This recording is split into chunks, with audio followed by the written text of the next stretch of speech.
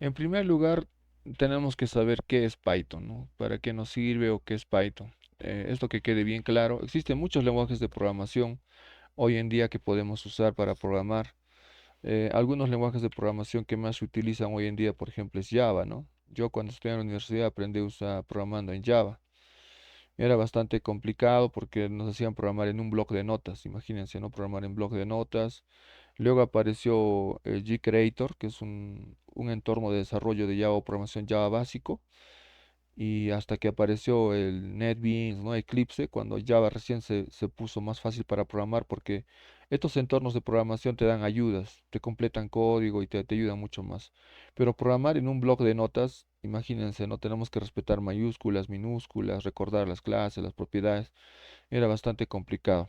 Eso hizo que para mí Java sea un poco algo tedioso, ¿no? Que no me gusta mucho programar en Java, pero sí he programado en Java y creado aplicaciones, tanto en desktop como en web también. Luego de esto apareció un lenguaje de programación que era el PHP, ¿no? Seguramente ustedes han escuchado hablar bastante. Acá en Puno se utiliza bastante PHP. En el año 2004, 2005, cuando yo vi PHP por primera vez, me gustó bastante. Porque todo lo que hacías con Java Web, digamos, para hacer una página web, conectarte a la base de datos, obtener los datos desde la base de datos, tenías que programar todo un archivo de conexión a la base de datos, ¿no? Un archivo de conexión a la base de datos. Luego tenías que programar toda una serie de clases, archivos que se conecten a ese archivo de conexión a la base de datos. Y luego de eso recién tenías que programar aquí en JSP, en esas veces se usaba JSP, lo que es la página web o la interfaz de usuario, ¿no? Y esto era pues bastante código, ¿no? Bastante tedioso de hacer todo esto.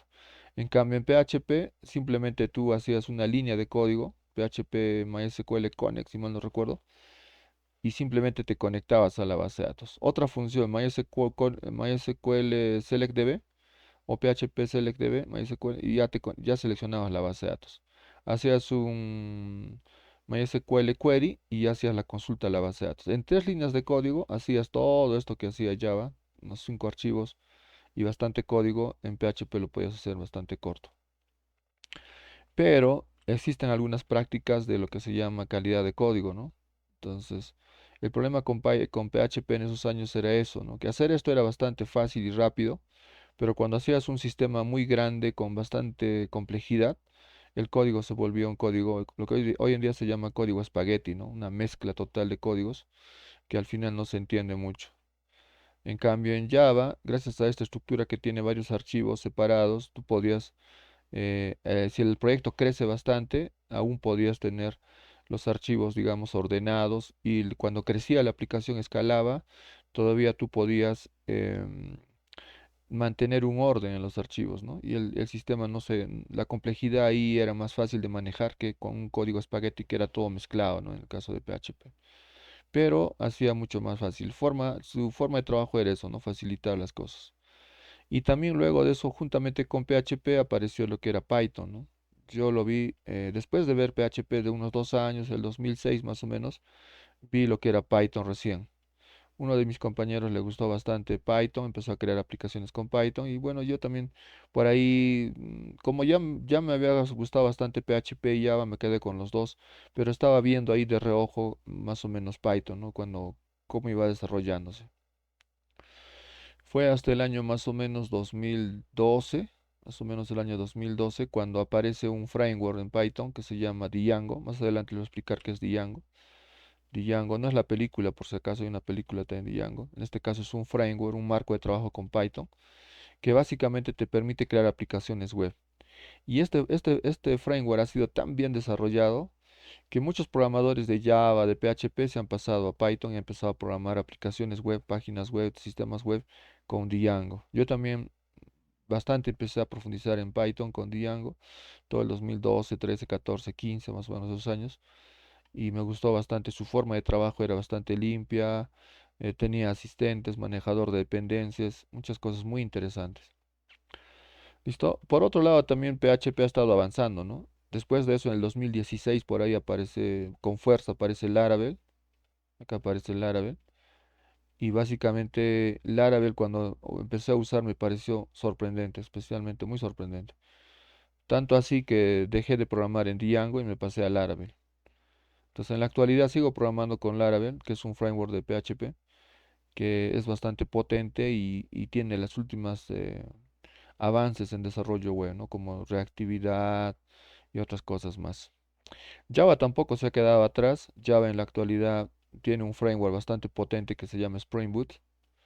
Aquí lo voy a anotar. Spring Boot, que básicamente no tiene tanto la filosofía de Laravel y Django, porque Laravel y Django se parecen bastante en la forma como trabaja, en su arquitectura interna, en cuanto al modelo de arquitectura que utilizan y la forma como trabajan, son bastante parecidos. Spring Boot ha hecho su camino aparte, pero también es interesante y el código que antes hacías, que le explicaba bastante, se ha reducido a un solo archivo. O sea, quieres conectar a base de datos, ahora Spring Boot tiene lo que se llama el JPA, eh, su persistencia de Java, que fácilmente te permite conectar, ya no necesitas hacer mucho código. Y básicamente Spring Boot se ha convertido en un lenguaje de backend. Ya, cuando digo backend es un lenguaje que funciona por abajo, pero a nivel de usuario, Java no es visible. A nivel de usuario, Java actualmente utiliza otros frameworks. De repente han escuchado hablar de Angular, ¿no? Angular o React o Vue, ¿no? O, que son frameworks de interfaz gráfica para usuarios. Entonces, Java quedaba en el backend, en el fondo, por abajo, y por encima tenemos a Angular, React y Vue que trabajan, ¿no? Laravel también igual, ¿no? Ha quedado en el backend por debajo y puedes conectarlo con Angular, React y Vue en la parte frontend, se llama eso, ¿no? En el frontend. Pero Laravel ha sacado en la actualidad una arquitectura que se llama Tile Stack, que tiene, al igual que Angular, React, tiene su propio frontend, ¿no? Entonces es completo Laravel esa parte. Y Django también tiene lo que sería el backend, la parte de abajo, y también tiene la parte frontend, ¿no? Tanto así. Y también se puede conectar con Angular, React, Vue, no hay ningún problema.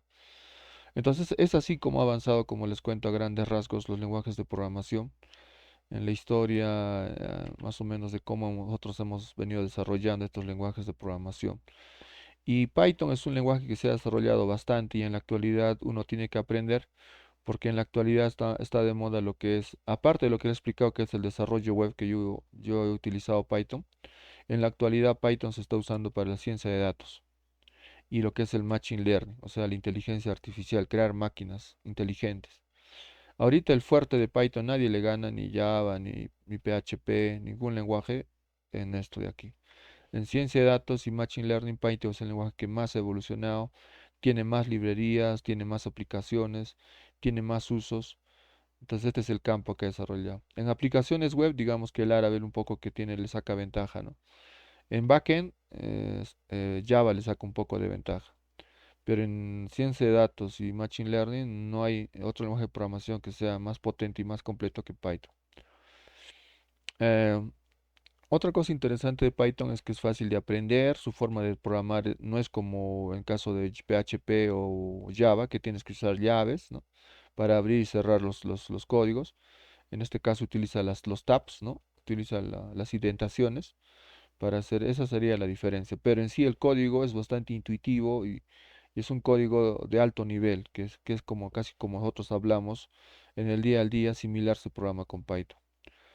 Lo otro interesante que es una plataforma también es de software abierto, libre, o sea, por usar Python nadie te puede cobrarte si no tienes que pagar eso o aquello. En cambio, Java recordar que antes era parte de Sun Microsystem, ¿no? Sun Microsystem. Esa es la empresa Microsystem es la empresa que trabajaba con Python o que creó Python. Incluso tenía sistema operativo Solaris, no sé si han escuchado hablar del sistema operativo Solaris de Sun Microsystem. Si mal no recuerdo, el año 2000, 2001, no, fue después todavía. 2010 más o menos se lo compró Oracle. O sea, la empresa Oracle de la base de datos, los que conocen, Oracle es una base de datos bastante potente y bastante cara también. Se compró a Sun Microsystem. Y como se compró a Microsystem, también se compró Java. En la actualidad Java le pertenece a Oracle. Y más o menos el 2015, por ahí, 2017, si mal no recuerdo, 15-17, fue cuando Oracle empezó a cobrar, o sea, el JDK que utiliza Java, que es el motor donde se interpreta Java, se compila Java, le puso un costo por microprocesador, más o menos $10 por microprocesador en producción, ¿no? Si tú programas una aplicación Java, digamos, en tu casa, no te cobran nada, pero si quieres ponerlo en producción ya en un servidor, Java tenés que pagarle por usar el JDK $10 mensuales por microprocesador. Entonces, Java no es tan abierto como es lenguaje de programación, en este caso Python o PHP, ¿no? Que nadie te va a decir nada por usar PHP o programar en PHP, y si quieres desplegar tu aplicación, tampoco nadie te va a cobrar por desplegar tu aplicación en producción. ¿Listo? Entonces, esas son las ventajas que tiene Python, que son bastante interesantes. Y sobre todo, su ventaja mayor, recordarles que está en la ciencia de datos y Machine Learning, ¿no? En estas dos nuevas ramas que han aparecido en la actualidad. Muy bien, ¿cómo se utiliza Python? A ver, entonces, ¿cómo usamos Python? Como les he estado contando, lo primero que tú puedes hacer con Python es desarrollar en el lado del servidor, o sea, desarrollar creando un backend. Cuando dice el lado del servidor, tú puedes crear el backend, ¿no es cierto? Un backend, justamente lo que está aquí, el backend, y que básicamente eso se conecta a una base de datos y que puedes acceder a ese backend mediante la red, ¿no? Puede tener, imagínense que el backend va a ser así, ¿no? Más o menos una base de datos se simboliza así, más o menos. Y en esta base de datos se acumula toda la información de usuarios, ventas, compras, todo lo que quieras guardas en la base de datos. Pero para que la persona o el usuario lo pueda ver, tiene que haber una serie de códigos, ¿no? Entonces ahí tenemos a Python como backend, aquí sería Python, que básicamente lo que haría es conectarse a esta base de datos, obtener los datos y luego tiene que servir ese código o esos datos hacia una aplicación web, ¿no? Eso se llama hoy en día lo que sería el API REST, ¿no? Crear un API REST, que es un estilo arquitectónico donde tú vas a poder exponer a los endpoints o servicios aquí para que otra aplicación que puede ser una aplicación móvil de celular pueda consumir, o puede ser una aplicación web que también pueda consumir, o puede ser una aplicación de Internet de las cosas, sensores, también pueda consumir. Entonces, la idea es que este backend sirva para que cualquier tipo de aplicación se conecte y pueda consumir estos servicios. Y no tengas que estar haciendo otra base de datos para esta aplicación móvil, otra base de datos para esta aplicación web y así, sino que todo se integre en uno solo y cualquier frontend que tenga puede consumir de ese backend. Entonces, en la actualidad estamos con este tipo de arquitecturas para el desarrollo web y Python del lado del servidor es bastante potente con sus frameworks que tiene para ese tipo de trabajo. Otra cosa que podemos hacer con Python es la automatización de scripts. Python tiene bastantes librerías que te pueden automatizar tareas que en el día al día pueden ser muy aburridas y Python lo puede automatizar, ¿no? Con un lenguaje tipo scripting.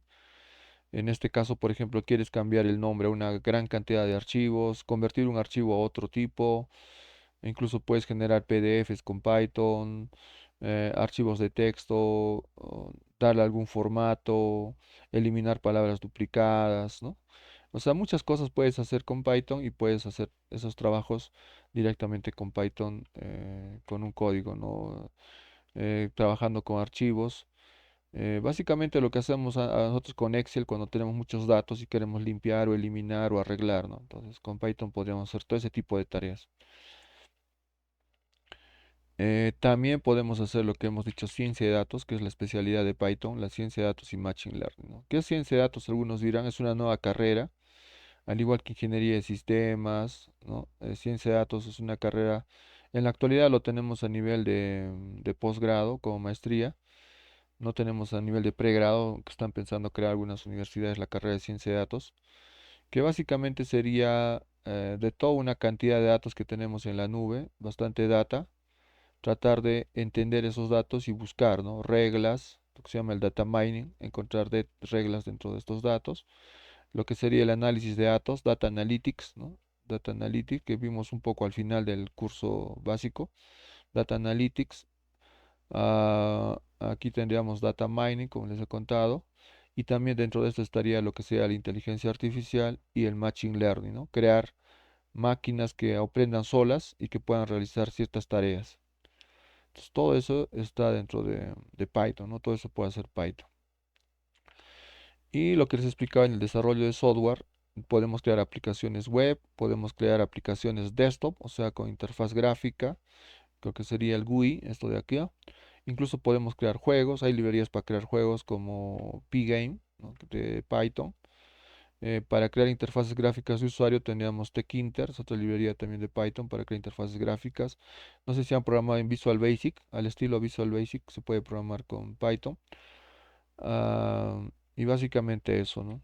O sea, para el desarrollo de software se puede crear aplicaciones desktop. Cuando digo desktop, es como decir, cuando yo abro el Word, miren, voy a abrir ahorita el Word.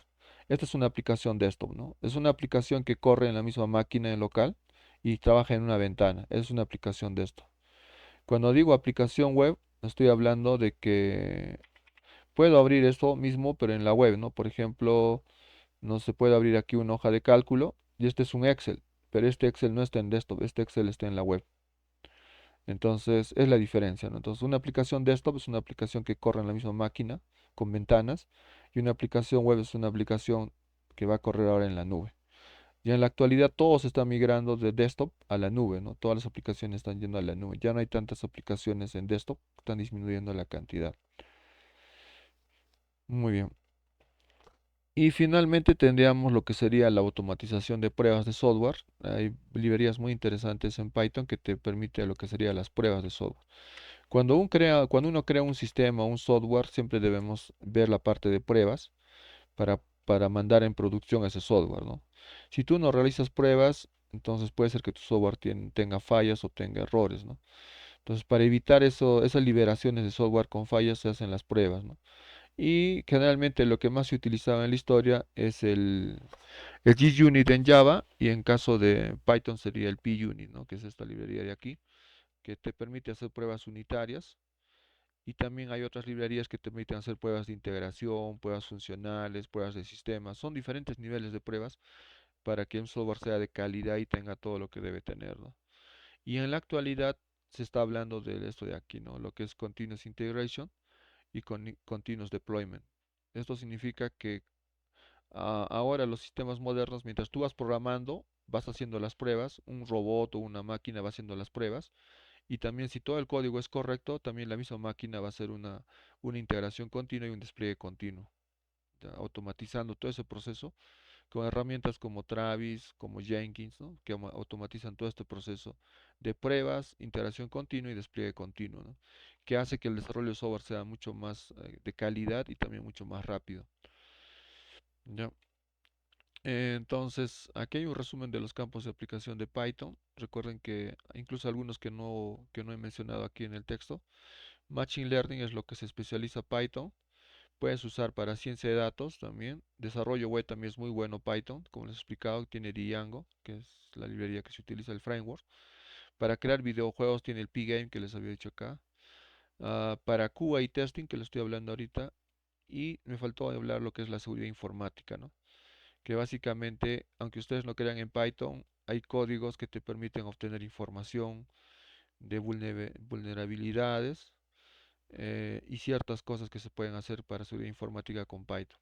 O sea, los hackers se puede decir que también usan Python para hacer scripts que puedan obtener datos de servidores o otras aplicaciones. Tiene librerías para ese tipo de trabajos también, Python. Muy bien. Y finalmente yo le estoy agregando esta parte que no mencionaba en la guía, que sería lo que es el Internet de las cosas. Ya, el Internet de las cosas en la actualidad ya lo estamos viviendo. El Internet de las cosas es conectar cualquier objeto al Internet. Antes solamente las personas se conectaban al Internet, ¿no? Como nosotros ahorita estamos conectados al Internet. Pero en la actualidad hay máquinas, computadoras, algunos artefactos electrodomésticos, como puede ser el celular, el televisor, también están conectados a Internet. Y a eso se llama Internet de las cosas porque las cosas se empiezan a conectar a Internet, ya no solamente las personas. Ya que ustedes no crean, Python tiene una librería que se llama MicroPython, es una versión de Python bastante ligera y básica que te permite programar estos dispositivos que se llaman placas de desarrollo, como por ejemplo el Arduino. Esto de aquí es el ESP, SP32. Esto de aquí es el Raspberry, ¿no? Aquí le voy a poner Raspberry, Raspberry Pi. Esto de aquí es el Jetson Nano, Jetson Nano. ¿ya? Y básicamente estos de acá son placas, como podemos decir, son mini computadoras pequeñísimas que pueden entrar en la palma de nuestra mano. Aunque el Arduino no es tanto una computadora, pero tiene la arquitectura de una computadora.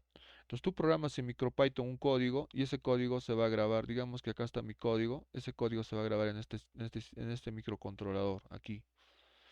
Y una vez que se grabe en este microcontrolador, básicamente tú podrías decir que en estos pines, acá tiene pines, ¿ya? Son pines donde tú puedes conectar sensores. Puedo conectar aquí un sensor, por ejemplo, de temperatura y humedad. Entonces lo conecto aquí y automáticamente lo que el sensor está detectando está pasando a esta placa y mediante el código que tú has hecho en acá lo puedes hacer algún procesamiento. No puedo enviarlo de aquí a una página web, a una aplicación móvil, para que esa información que el sensor está detectando se pueda ver en esa aplicación web o en esa aplicación móvil en tiempo real. O sea, a medida que está capturando el valor ya lo está enviando y tú lo estás visualizando.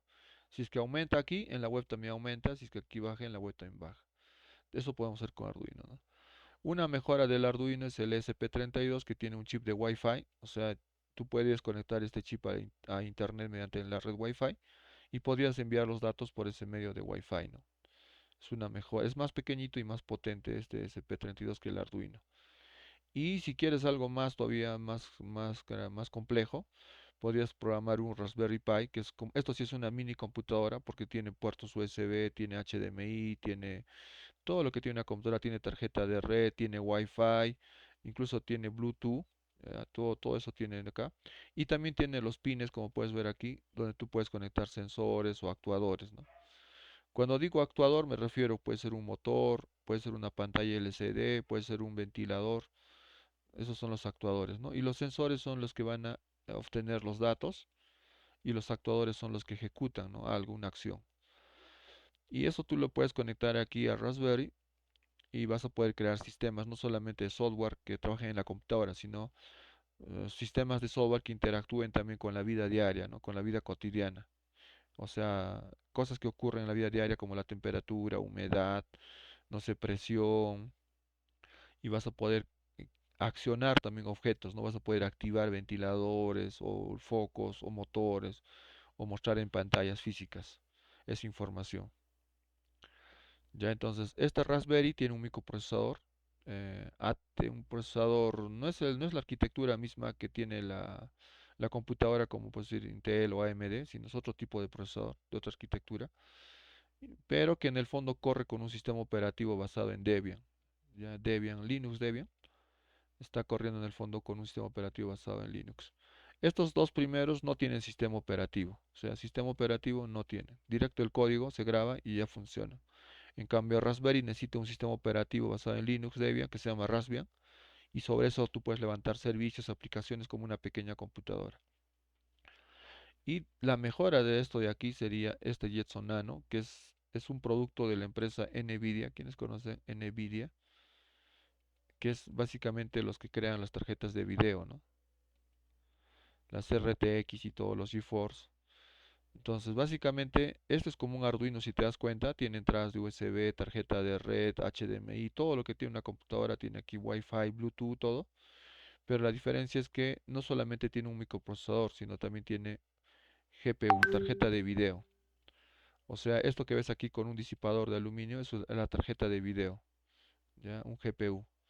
Entonces, lo que hace esto es que esta tarjeta Jetson Nano, aparte de procesar datos, también tiene un GPU que nos va a permitir hacer trabajos de inteligencia artificial o machine learning mucho más rápidos que lo haríamos con un procesador. Esto trabaja en sistemas paralelos, ¿no? Con varios núcleos y puede procesar los datos, hacer cálculos con vectores y matrices mucho más rápido que un procesador normal. Y la frecuencia de trabajo de un GPU es mucho más alta que la frecuencia de trabajo de un microprocesador. Entonces, si tú quieres crear, por ejemplo, cómo es que los carros Tesla pueden manejar sin conductor, porque tienen este tipo de cerebro, ¿no? Este sería el cerebro, que se conectan a cámaras, a sensores, a todo se conectan, y en tiempo real puede tomar una decisión, ¿no? Si frena o acelera o adelanta un carro, etcétera. Gracias a que tiene todo esto de GPU y todo esto. Es como tener una computadora en un carro, pero pequeñísima, ¿no? Tamaño de la palma de una mano. Ese es el tamaño que tiene esto de aquí. Entonces, también Python sirve para eso, ¿no? Si tú quieres crear ese tipo de aplicaciones, Python también te va a servir en esas aplicaciones de tipo Internet de las cosas, o IoT, ¿no? En inglés. Muy bien. Em, entonces, ¿cuáles son las características de Python? Bueno, alguien me está escribiendo. A ver, alguien me está escribiendo. Le voy a enviar el link para que pueda entrar. Seguramente recién se va a loguear. Muy bien. Entonces, Python tiene algunas características importantes que debemos tener en consideración para programar en Python, como son un lenguaje intermedio, ¿listo? O sea, mejor dicho, un lenguaje interpretado, estoy leyendo mal, un lenguaje interpretado. ¿Qué significa? Que cuando alguien ha programado en C++ de repente, cuando tú programabas en C++ o programas en Java también, lo que pasa es que el código que tú programas, que es el código fuente, ya código fuente, se tiene que convertir en un código binario, ya binario. Y el código binario se convierte en un ejecutable, ¿no? Por ejemplo, si es en C++, en un archivo .exe, ¿no? Entonces ahí se ejecuta, ¿no? En Java se convierte en un archivo .class, ¿no? Pero antes de ser class, aquí tiene otro tipo de archivo, ¿no? De bytecode, si mal no recuerdo, y que se convierte. Entonces recién se compila y se convierte en archivo compilado y ese archivo ejecutable compilado recién se ejecuta en el sistema operativo. Pero este es un lenguaje compilado, pero en el caso de Python es un lenguaje interpretado. ¿Qué significa eso? Que el código que tú haces, ¿no? El código que tú escribes en Python, no se va a compilar en un ejecutable ni en una clase, sino que directamente ese código es un archivo .py y ese archivo se va a ejecutar directamente del código. O sea, cada línea por línea que tú has escrito el código se va a interpretar directamente. O sea, no se compila, se interpreta o se lee y se ejecuta directamente. Y esa es la forma como trabaja. Entonces, la tendencia en la actualidad de todos los lenguajes de programación es que sean interpretados porque son mucho más rápidos que un lenguaje compilado. ¿Cuánto tiempo demora en compilar y luego en ejecutar, ¿no? Entonces, es mucho más rápido que se interprete directamente del código que tú tienes, ¿no? Haces un cambio, no tienes que compilar, solamente lo ejecutas y ya se interpreta todo el código. Similar a esto tenemos a PHP, ¿no? Ruby on Rails y otros lenguajes que son interpretados. Es un lenguaje fácil de usar, como les he dicho, las palabras similares al inglés, es como hablar en lenguaje de alto nivel, bastante parecido a lo que uno habla, y simplemente para su ejecución solo usamos la sangría o la tab, ¿no?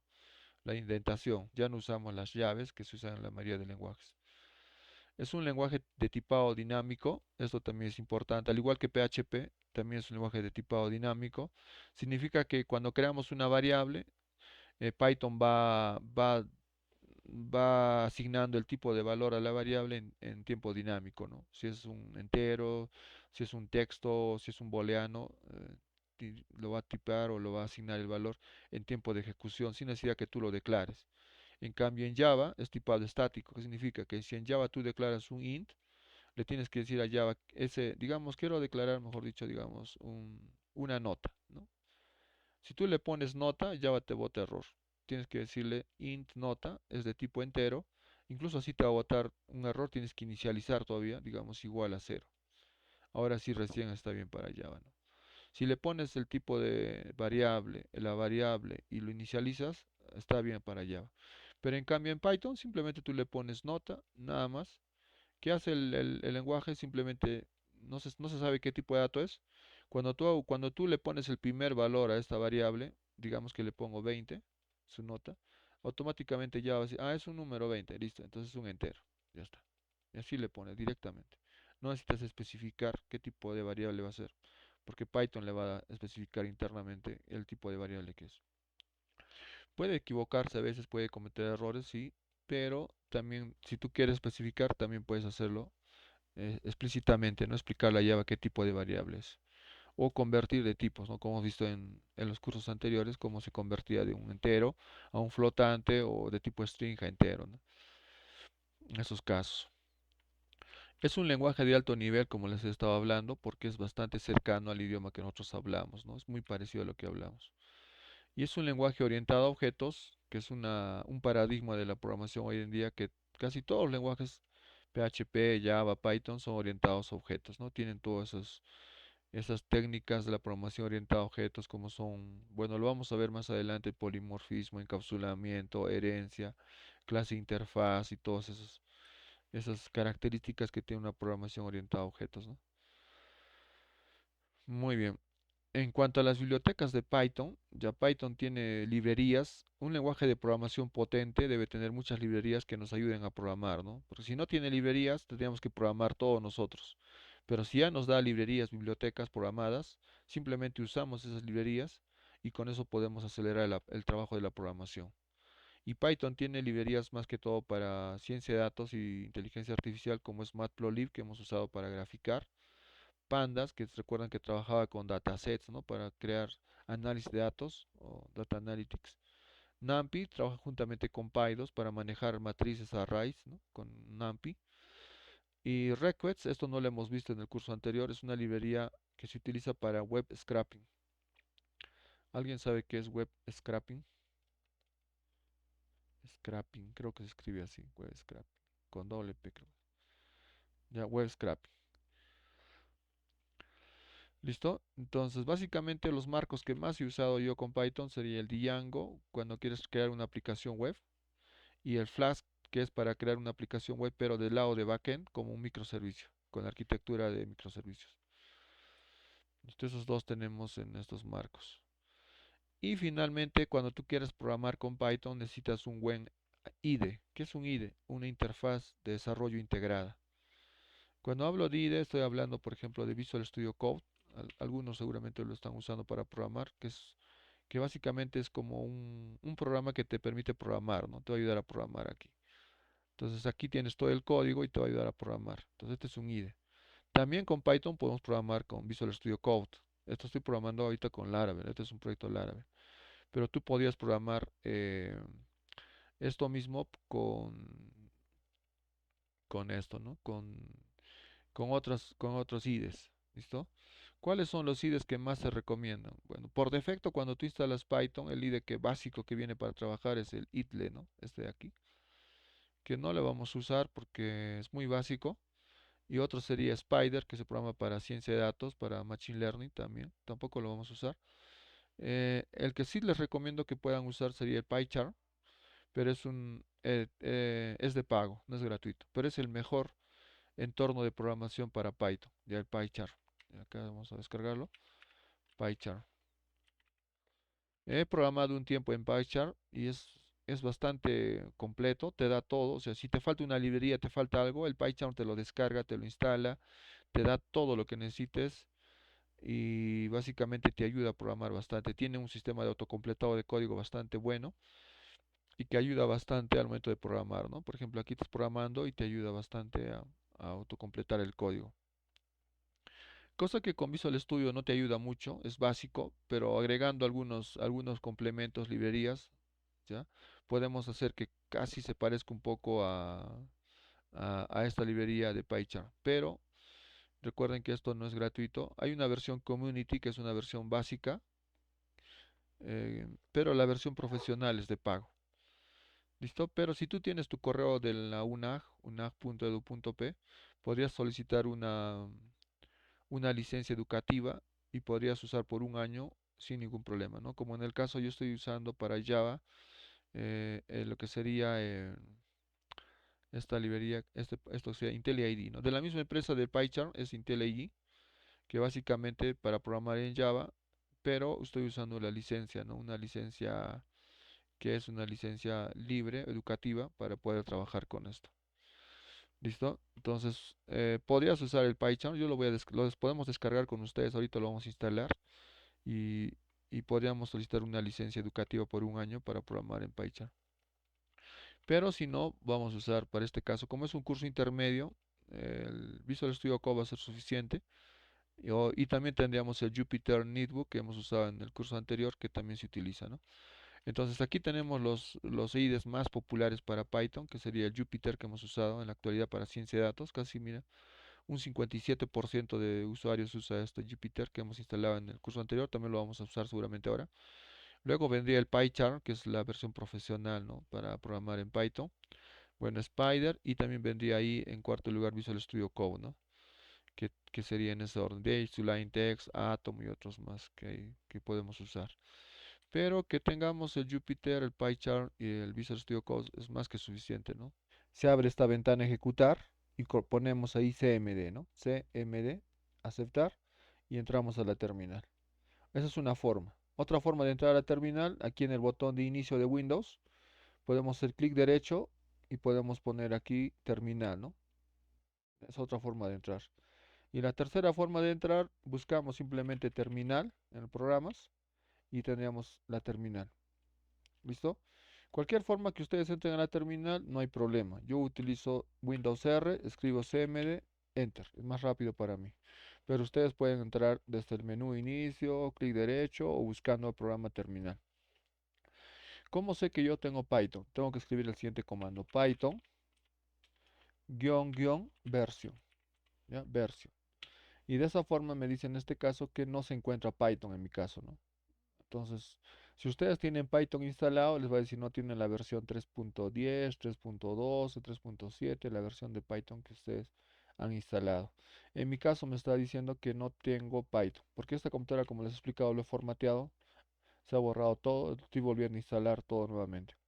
Entonces vamos a instalar Python. Entonces, en este caso pongo Python, me voy a la página de Python, ¿listo? Y aquí tengo lo que serían downloads, ¿no? Vamos a mandarles a esta página. Entonces directamente desde esta página ustedes entran a Python y simplemente le ponen download. En este caso la última versión sería la 3.12.5. Ya, pero voy a ver aquí todas las versiones de Python. Si se dan cuenta, la última versión es la 3.13, pero todavía está previo, o sea, no es oficial. Tendríamos la 3.12 que sí es la oficial desde 2023 10.2, ¿cierto? Am, Y la Python 3.12.5 salió el 6, ¿no? De 2024. Entonces voy a usar esa última versión, la 3.12, justamente que está aquí, ¿no? Python 3.12.5. ¿Listo? Si ustedes tienen la 3.12.1, punto 2, punto 3, no hay problema, es igual, todos son 3.12. Solamente que a veces, por ejemplo, acá dice que hay una corrección de bug fix, ¿no? Hay unas correcciones que le han hecho. Muy bien, entonces yo descargo esta versión. Si ustedes están con Linux o con Mac o con otros sistemas operativos, pueden descargar también otras versiones. Muy bien, una vez que lo han descargado, ya, los que no tienen Python, o les botó este mensaje que dice aquí que no se encuentra Python, hagamos lo que estoy haciendo yo. Voy a descargas, aquí tengo el Python, simplemente hago doble clic y vamos a instalar, ¿no? Al momento de instalar aquí, por favor, tienen que tener en cuenta esto. Ah, simplemente activamos el de abajo. Esta opción de aquí no sé usarlo, pero por si acaso lo activamos también. A ver. Aunque creo que así nomás, sin activar el de arriba. Ya, porque aquí me está diciendo que lo va a proteger. Mejor es que esté como público, que se pueda acceder. Ya solamente agregan esto de aquí que dice agregar Python al path, ¿no? Porque si no, cuando hagamos Python-conversión no va a salir. A pesar que lo instales, no va a detectar el Python aquí en la terminal. Para que lo pueda detectar en la terminal, tú tienes que activar que se agregue en el path, ¿no? Del Windows como una variable. Ya esa es la opción aquí. Y luego le ponemos install. Listo. Listo, esperamos que se instale, ¿no? Todas las librerías. Esto viene con, también incluso con ITLE, con el entorno de programación para Python básico.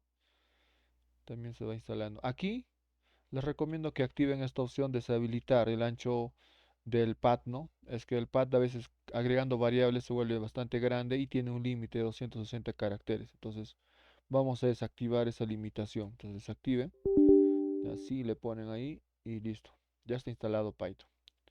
Ya si ustedes van aquí a Python-version, me va a decir que no se encuentra. ¿Por qué? Porque tengo que cerrar esta terminal y tengo que volver a abrir la terminal para que recién se pueda detectar. Otra vez pongo Python-version y ahora sí me dice que tengo Python 3.12.5. O sea, ya lo tengo instalado.